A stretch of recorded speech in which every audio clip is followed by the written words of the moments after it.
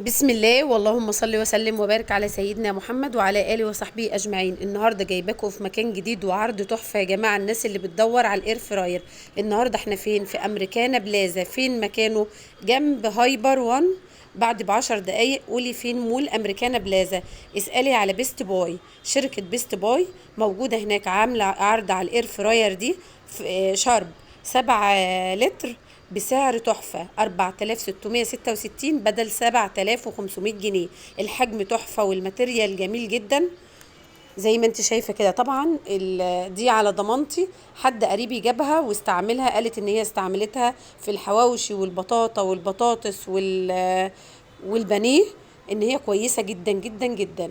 لا بتسخن، صوتها معقول بالنسبة لحجمها وسعرها. يعني في احجام، في اسماء شركات كبيره جدا، وعمالين نتابع لاسماء شركات، وتنزلي على ارض الواقع تلاقي الاير فراير صغيره جدا، حجمها ما ياخدش اي حاجه، لكن دي بالنسبه للحجم بتاعتها تحفه.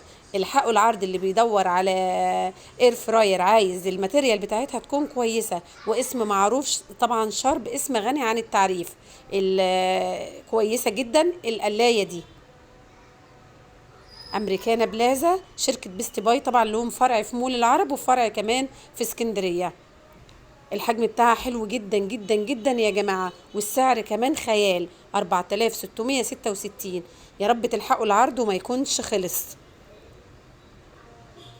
مقارنة بأسماء كبيرة جدا. القلاية حجمها حلو حلو حلو.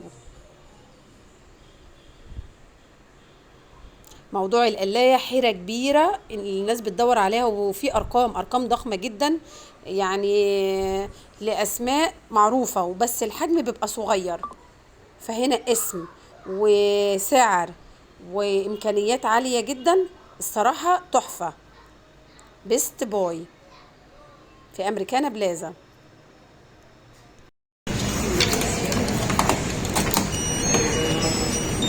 طبعا كده احنا بنعمل ايه؟ درجات الحراره اللي احنا عايزينها. تبدا معاكي من 180 مثلا تشيكن، اوكي هيديكي 190.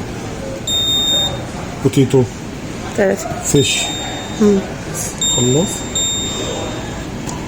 دي البرامج بتاعتها، ودي 7 لتر عليها عرض 50%. سعرها كام دلوقتي؟ 4666 بدل 7500. 4666 بدل 7500. دي حجم الحله من الداخل. حجم الحله من الداخل ما شاء الله عميق جدا، يعني اهي.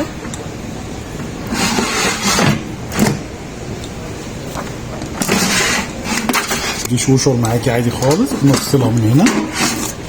دي ودي بتخش معاكي دي شوشر عادي جدا، او لو ما فيش دي شوشر بنغسلها عادي على طول. بتتغسل في غسالة الاطباق، وده الماتيريال بتاعها شايفين ما شاء الله، حجمها حلو جدا، وكمان عليها 50% خصم.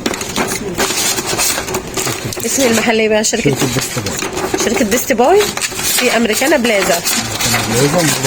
مول العرب.